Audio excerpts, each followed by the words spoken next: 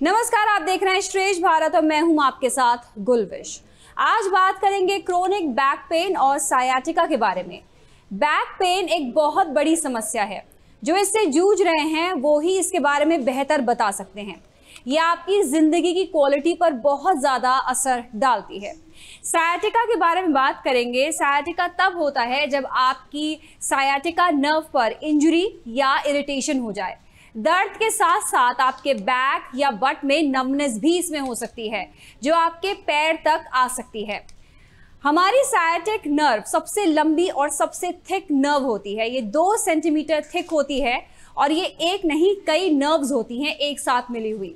जो हमारी बॉडी में 2 सायाटिक नर्व्स होती हैं वो हिप और बटक से होती हुई नीचे फुट और टोज तक जाती हैं। सायाटिका होने का मतलब ये है कि जहां जहां नर्व कनेक्ट है वहां पर दर्द हो सकता है, जिसमें बैक, हिप्स, बटक्स, लेग्स के साथ साथ फीट और टोज पे भी इसका असर हो सकता है।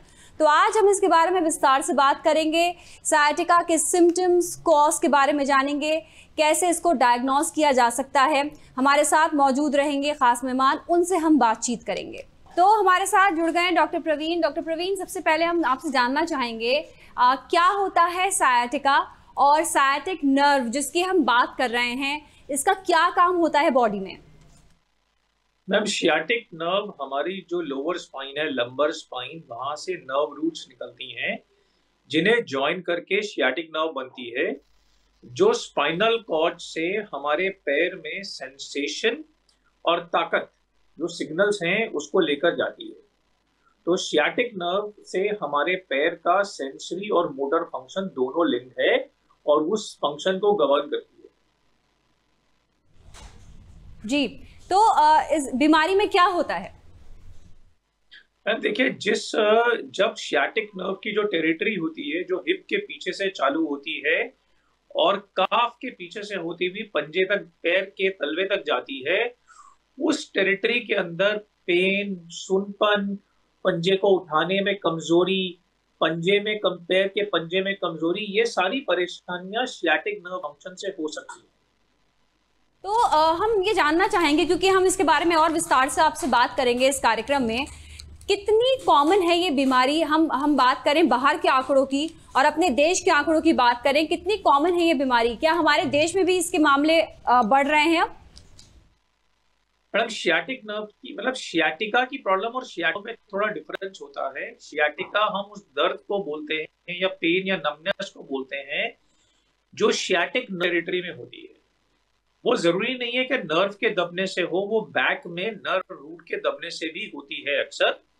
और हमारे देश में बैक की प्रॉब्लम्स सेडेंटरी लाइफस्टाइल के कारण, कॉन्टिन्यूअस ऑफिस कारण बहुत ज्यादा प्रोमिनेंट हैं और हम हर रोज 3 से 4 मामले देखते हैं क्रॉनिक बैकएक और सियाटिका के। तो क्या फर्क है सियाटिका और क्रॉनिक बैक पेन में? क्या अंतर आप देखते हैं? मतलब क्रॉनिक बैक पेन बोलते हैं जब किसी की बैक की लोअर हाफ में काफी लंबे असर तक 6 महीने से ज्यादा पेन हो, तो हम उसे बोलते हैं क्रॉनिक लो बैक पेन।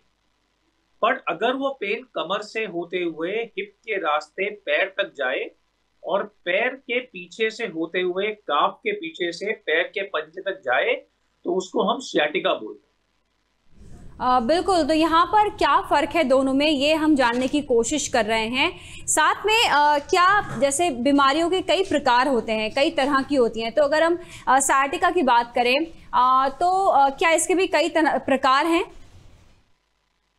देखिए, सियाटिका में कई सारे सिम्टम्स का मिला जुला रूप है, जिसे हम आम भाषा में सियाटिका बोलते हैं, जिसके अंदर पैर के पंजे में कमजोरी हो सकती है, पैर की उंगलियों में नमनेस हो सकती है, पैर उठाने में दिक्कत हो सकती है, पैर में सीवियर पेन हो सकती है जो हिप के पीछे भी हो सकती है, तलवे तक आ सकती है, काफ के पीछे भी हो सकती है, जो चलने से बढ़ती है। तो सियाटिका कई सारी नर्व प्रॉब्लम्स जो सियाटिक नर्व की टेरिटरी में होती है, उनका मिला जुला रूप है। तो मैं ये जानना चाहूंगी आपसे, आपने बताया कि क्रोनिक बैक पेन में आप देखते हैं कि 6 महीने से ज़्यादा बैक पेन हो रहा है, उसको क्रोनिक बैक पेन की श्रेणी में लाया जाता है। तो जो सियाटिका के जो सिम्टम्स हैं, जो लक्षण हैं, जिसके बारे में हम बात करेंगे कि ये भी कई महीनों चल सकते हैं, उसके बाद आप इस निष्कर्ष पे आते हैं कि ये सियाटिका है? मैम शियाटिका के जो लक्षण एक्यूट भी हो सकते हैं, क्रॉनिक भी हो सकते हैं, क्योंकि जैसे ही कोई डिस्क अपनी कमर में बाहर निकलती है वो नर्व रूट को अचानक से कॉम्प्रेस करती है, तो शियाटिका जैसे सिम्टम अचानक से एक दिन में भी चालू हो सकते हैं, कई हफ्तों पे भी प्रोग्रेस कर सकते हैं, और वो कई महीने साल तक भी परसिस्ट कर सकते हैं। तो सियाटिका के हम सिम्टम्स की बात करेंगे, क्या क्या सिम्टम्स होते हैं और कौन से सिम्टम्स ऐसे हैं जो ज़्यादा प्रभावित करते हैं, जो क्वालिटी लाइफ को और ज़्यादा लो करते हैं? लोग कहते हैं कि उनको ये सिम्टम ज़्यादा हो रहा है, क्योंकि पेन की आप बात कर रहे हैं, और क्या क्या सिम्टम्स इसमें होते हैं? एक तो सबसे बड़ा सिम्टम है पेन, क्योंकि पेन आदमी की क्वालिटी ऑफ लाइफ को बहुत इम्पेयर करता है, उसके जीवन के आनंद को ले लेता है, उसकी जो फंक्शनैलिटी है, एक्टिविटी करने की एबिलिटी, उसे खराब करता है। क्योंकि अगर थोड़ी देर भी खड़ा रहने से, चलने से पेन बढ़े तो आदमी अपने रोजमर्रा का काम नहीं ठीक से कर पाता है, उसकी एक्टिविटी लिमिट हो जाती है, पैर में सुनपन होने लगता है जिससे कि उसको डिस्कम्फर्ट होता है। कभी कभी आदमी चप्पल पैर में पहनी है तो उसे पहचान नहीं पाता है। दूसरा, उसे फुट ड्रॉप हो जाता है या पैर का अंगूठा उठाने में दिक्कत हो जाती है, जिससे कि उसके पैर में कमजोरी आती है, वो भाग दौड़ नहीं कर सकता है, उसकी चाल बदल जाती है, चलते हुए कभी कभी थप थप की आवाज भी आती है। तो ये सारे सिम्टम्स लाइफ थ्रेटनिंग तो नहीं है, पर जिसको होते हैं उसके लिए बहुत ही तकलीफ दे होते हैं और उसकी रोजमर्रा की जिंदगी को काफी हद तक लिमिट कर देते हैं। बिल्कुल, यहाँ पर हम सिम्टम्स की बात कर रहे हैं। इसके साथ ही ऐसा लगता है जैसे जो एक सिम्टम एक और है इस बीमारी का, वो है ऐसा लगता है जैसे आपके सुइयां चुभ रही हों, जिसको टिंगलिंग भी कहते हैं। तो ये दोनों सिम्टम्स भी क्या इसके अंदर होते हैं और ज़्यादा रहते हैं? जी मैडम, नमनेस, टिंगलिंग, इसे हम डॉक्टरी भाषा में पैरास्थीसिया बोलते हैं, कि नर्व की ऑल्टर्ड सेंसेशन। तो नर्व के दबाव और डिसफंक्शन के कारण ये सिम्टम्स भी इसमें होते हैं, सियाटिक नर्व की टेरिटरी में, और ये भी आदमी को काफी परेशानी देते हैं। अब मैं आना चाहूँगी, हम सियाटिका के बात करेंगे कि कॉजेज़ क्या हो सकते हैं, क्या कॉजेज़ आप देखते हैं, क्या लाइफस्टाइल रिलेटेड है, और कौन कौन से एज ग्रुप हैं जो इससे सबसे ज़्यादा प्रभावित हो सकते हैं, हो रहे हैं? तो हमारे देश में कमर की जो बैक के मसल्स की वीकनेस है, लिगामेंट की वीकनेस है, उसकी वजह से जो डिस्क्स हैं वो अपनी जगह से बाहर आ जाती हैं और नर्व को दबाने लगती हैं, नर्व रूट को, जिससे सियाटिका जैसे सिम्टम्स बहुत कॉमन है। पर हिप में नर्व कॉम्प्रेशन की वजह से, रेडिएशन की वजह से, नर्व के इन्फेक्शन की वजह से, हर्पीज वायरस की वजह से सियाटिक नर्व कई चीजों से और प्रभावित हो सकती है, जिसकी वजह से सियाटिका जैसे सिम्टम्स हो सकते हैं।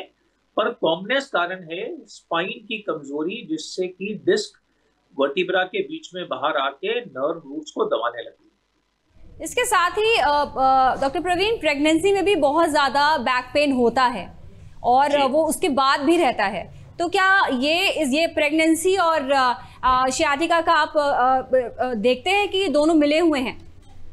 देखिए, प्रेगनेंसी में लोअर एब्डोमेन में वेट बहुत बढ़ जाता है, उसका प्रेशर हमारी बैक में आने लगता है, और जिसकी वजह से भी हमारी बैक में नर्व पे कॉम्प्रेशन हो सकती है। और बहुत सारी महिलाओं को प्रेगनेंसी में नर्व कॉम्प्रेशन की वजह से पैर में दर्द, सुनपन, टिंगलिंग, झंझनाहट, ये सारे सिम्टम होते हैं। बहुत सारे सिम्टम प्रेगनेंसी के बाद जब वो एक्सरसाइज कर पाते हैं, या प्रेगनेंसी में अगर एक्सरसाइज कर लेते हैं, या जब बच्चा डिलीवर हो जाता है और यूट्रस अपने साइज पे वापस आने लगता है, वो प्रेशर हट जाता है, बहुत सारे लोगों में ये सिम्टम्स जो हैं चले जाते हैं। पर हमारे देश में प्रेगनेंसी के बाद महिलाओं को क्रॉनिक बैकएक एक बहुत मेजर प्रॉब्लम है, जिसके कॉमन कारण है, एक तो अपनी डाइट पे महिलाएं ठीक से ध्यान नहीं दे पाती, क्योंकि वो बच्चे में इतनी व्यस्त होती हैं बच्चे की देखरेख में, तो उनको भी दूध, कैल्शियम, विटामिन डी की जरूरत है। और दूसरा, कमर की ताकत वापस लाने के लिए, क्योंकि प्रेगनेंसी के बाद हमारी लिगामेंट्स लैक्स हो जाती हैं, हमें एक्सरसाइज की जरूरत है। अगर हम बैक एक्सरसाइज करें पोस्ट प्रेगनेंसी, तो जो प्रेगनेंसी के बाद इतना कॉमन बैकएक होता है, उससे हम बच सकते हैं।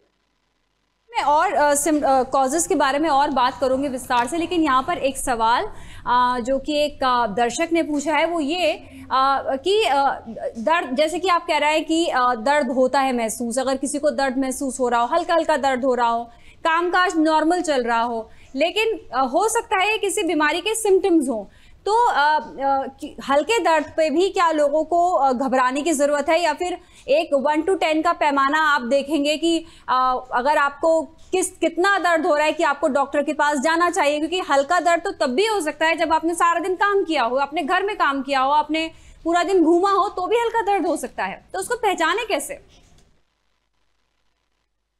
का दर्द, आदमी बहुत देर काम करेगा, ट्रैवल करेगा, थक जाएगा तो हो सकता है, पर वैसा दर्द अगले दिन रिजॉल्व हो जाना चाहिए। पर अगर आपको सेम दर्द हर रोज ही हो रहा है तो दैट्स नॉट नॉर्मल।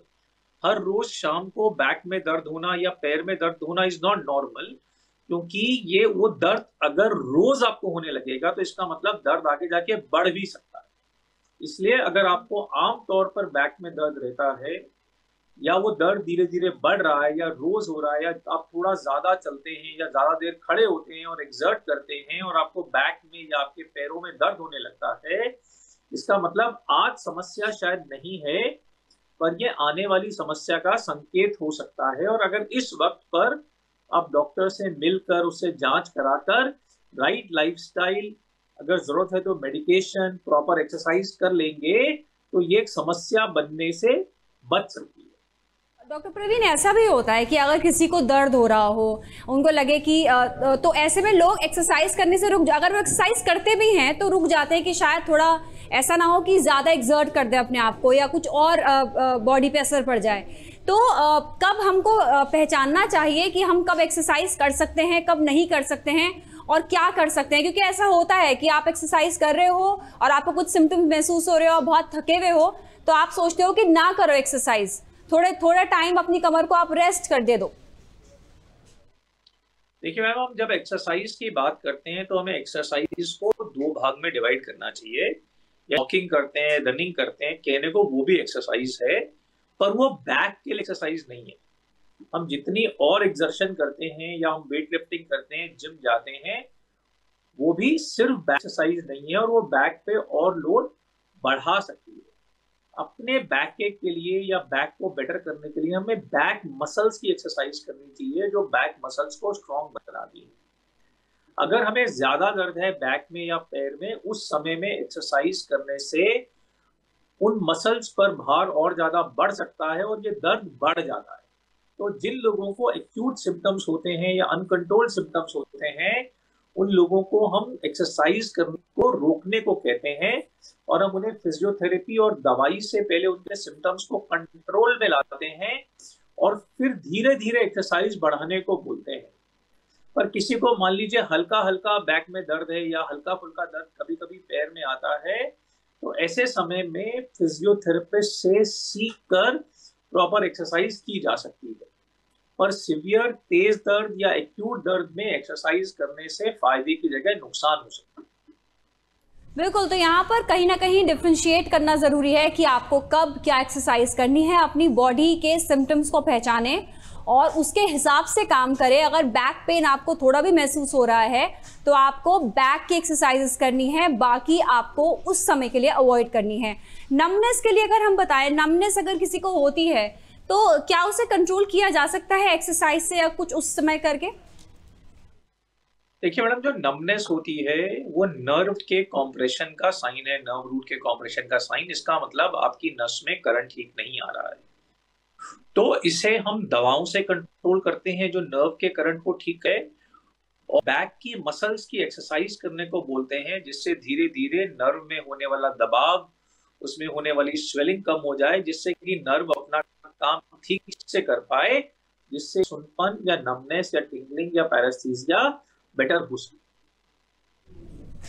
जी, आगे बढ़ेंगे डॉक्टर प्रवीण, हम आगे बात करेंगे क्योंकि हम कई कॉजेस की बात कर रहे हैं। तो क्या ऐसे पोटेंशियल रिस्क फैक्टर्स भी हैं जो सायाटिका को बढ़ा सकते हैं?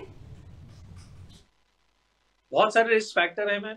Lack of exercise, sedentary lifestyle, very thin body weight और लो बॉडी वेट, लगातार गलत पोस्चर में बैठ के काम करना, बहुत ज्यादा एग्जर्ट करना, जैसा 100-200 किलोमीटर रोज ड्राइव करके काम पे जाना, भारी सामान उठाना, झुक कर कुछ अनयूज्ड टू काम करना, तो ये सारी चीजें सडन डिस्क प्रोलैप्स कर सकती हैं, हमारी बैक की तकलीफ को बढ़ा सकती हैं।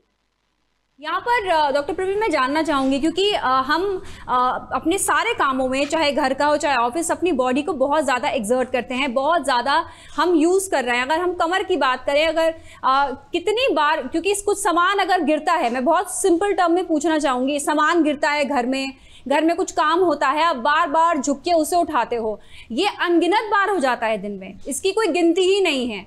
तो मैं आपसे जानना चाहूंगी, कितनी बार झुक के सामान उठा सकते हैं क्या, क्योंकि ये एक्सेस में हो जाता है, फिर आप कैसे ध्यान रखेंगे अपने कमर का? देखिए मैम, क्या है कि सामान गिरे को काम करना पड़ेगा, इसको आप कंट्रोल नहीं कर सकते, और आप चाहते हैं कि आपके पास एक होलसम लाइफ हो, ताकि आपको किसी भी कार्य में कोई दिक्कत नहीं आए, आपको रुकना या सोचना नहीं पड़े। इसलिए आपको रिक्वायरमेंट है कि आप अपने बैक की मसल्स की सिंपल एक्सरसाइजेस करें, ताकि आपकी बैक स्ट्रॉन्ग बनी रहे। विटामिन डी की कमी है तो विटामिन डी खाएं, कैल्शियम खाएं, जो आपकी न्यूट्रिशन को देखे, आपकी बोन और मसल को स्ट्रॉन्ग बनाए। पर सबसे इम्पोर्टेंट चीज है कि अन्य एक्सरसाइजेस के साथ बैक की एक्सरसाइज करें, जो आपकी बैक की मसल्स को इतना स्ट्रॉन्ग बनाए, ताकि पूरे दिन की जो एक्सर्शन है, झुकना है, वॉक करना है, वो सब आपकी बॉडी आराम से बिना पेन के ले पाए। तो यानी कि जो बैक मसल है उसको इतना मजबूत करना है कि आप जो भी काम करें उसका वो बोझ सह पाए आपकी बॉडी। अगर मैं बात करूं उन लोगों की जो कि डेस्कटॉप पे काम करते हैं, वर्क फ्रॉम होम है, कंप्यूटर पे दिन दिन भर काम करते हैं, करीबन 8 से 9 घंटे ये सिलसिला चलता है, अगर आप बीच बीच में ब्रेक भी लें, यानी कि आप अपनी बॉडी को एक्सर्ट तो कर ही रहे हैं। तो यानी कि उसके लिए क्या करना चाहिए आपको? क्या एक्सरसाइज ही एक तरीका है, या कुछ कर सकते हैं आप बीच में दिन में काम के दौरान? देखिए मैडम, जो एक्सरसाइजेज होती हैं बहुत सिंपल होती हैं, करीब करीब 10-15 मिनट लगा के भी की जा सकती हैं। इसके लिए बहुत ज़्यादा इक्विपमेंट की रिक्वायरमेंट नहीं है बैक की एक्सरसाइज के लिए। तो जो लोग, जब हम सेडेंटरी वर्क करते हैं, डेस्कटॉप पे वर्क करते हैं, तो हमारी बॉडी इतना काम नहीं करती, हमारी बॉडी तो रेस्ट पे रहती है, सारा काम हमारी बैक और ब्रेन ही करता है। तो हमें बैक की सिंपल 15-20 मिनट की एक्सरसाइज अगर हम दिन में 1 या 2 बार रोज कर लें तो दैट इज गुड एनफ। इसमें हमें एक मैट के अलावा शायद कुछ भी और इक्विपमेंट की रिक्वायरमेंट ही नहीं है। बिल्कुल। यहाँ पर अब मैं आगे बढ़ना चाहूँगी डॉक्टर प्रवीण, जब लोग पहुँचते हैं आपके पास कि दर्द हो रहा है, तो आप उसको डायग्नोस कैसे करते हैं? क्या कुछ एक्सरसाइजेज होती हैं जिससे देखा जाता है कि ये क्रोनिक बैक पेन है या सियाटिका है, तो कैसे डायग्नोस करते हैं आप इस बीमारी को? देखिए, जैसा हम हर एपिसोड में बोलते हैं, सबसे पहले पेशेंट की हिस्ट्री और उसके सिम्टम्स का एनालिसिस करते हैं। अगर वो लोअर बैक और सियाटिक नर्व की टेरिटरी में सिम्टम्स हैं तो हम सोचते हैं कि इसको सियाटिका हो सकता है। फिर हम उसकी बैक का एग्जामिनेशन करते हैं, उसके फुट के मसल्स का एग्जामिनेशन करते हैं, उसकी सेंसेशंस चेक करते हैं, उसके पैर को उठा के देखते हैं कि उसकी रेंज ऑफ मूवमेंट कितनी है, पैर को उठाने में दर्द तो नहीं हो रहा, जिससे हमें अंदाजा लगता है कि सियाटिक नर्व का कॉम्प्रेशन या उसकी रूट्स का कॉम्प्रेशन कहीं पे हो रहा है कि नहीं। और हम अधिकतर लोगों में based on symptoms and examination बता पाते हैं कि आपको ये सिम्टम्स हैं कि नहीं। अगर हमें डाउट होता है या हमें देखना होता है कि नर्व कैसे कॉम्प्रेस हो रही है, तो हम उसका MRI करके, और कुछ केसेस में अगर हमें लगता है कि पैर में वीकनेस या नमनेस ज्यादा है तो उसकी NCV करके पता लगा सकते हैं कि बीमारी का एक्सटेंट क्या है, फिर उसके हिसाब से उचित ट्रीटमेंट उसको दे सकते हैं। अगर शुरुआती ये अगर हम बात कर रहे हैं सियाटिका की, अगर शुरुआती सिम्टम्स इसके हो रहे हैं, तो क्या सेल्फ ट्रीटमेंट से ये इसको आप कंट्रोल कर सकते हैं? क्या ऐसा मुमकिन है कि आप बता दें कि ये करना है और उससे मरीजों को काफ़ी राहत मिलती है, नॉर्मल उनका रूटीन चलता रहता है?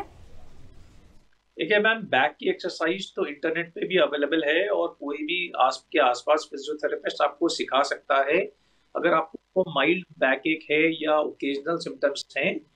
बट अगर आपके सिम्टम्स स्ट्रॉन्ग हैं, सिवियर हैं, क्रॉनिक हैं, तो मेरा मशवरा ये है कि एक बार एक्सपर्ट से मिलकर अपनी बीमारी को समझ के ट्रीटमेंट करना है। कभी कभी ओवर एक्सरसाइज या इम्प्रॉपर एक्सरसाइज आपके सिम्टम्स को ऐड भी कर सकती है। इसके साथ ही कई बार लोग अपने आप भी इलाज करने की कोशिश करते हैं। अगर उनके दर्द हो रहा है, बैक पेन हो रहा है, कोई और दर्द हो रहा है, वो सोचते हैं कि आइस कोल्ड पैक से वो मसाज करें या हीट मसाज करें। तो आपके लिहाज से क्या होना चाहिए? क्या अपने आप ये करना चाहिए या एक बार ज़रूर एक डॉक्टर की एडवाइस ले लें? देखिए मैम, जो मसाज है, हीट और कोल्ड पैक्स हैं, ये टेम्पररी आराम देने के तरीके हैं। ये आपके उस वक्त के दर्द को आराम तो दे रहे हैं, पर आपकी समस्या को सॉल्व नहीं कर रहे, आपकी मूल इशू को एड्रेस नहीं कर रहे हैं ये।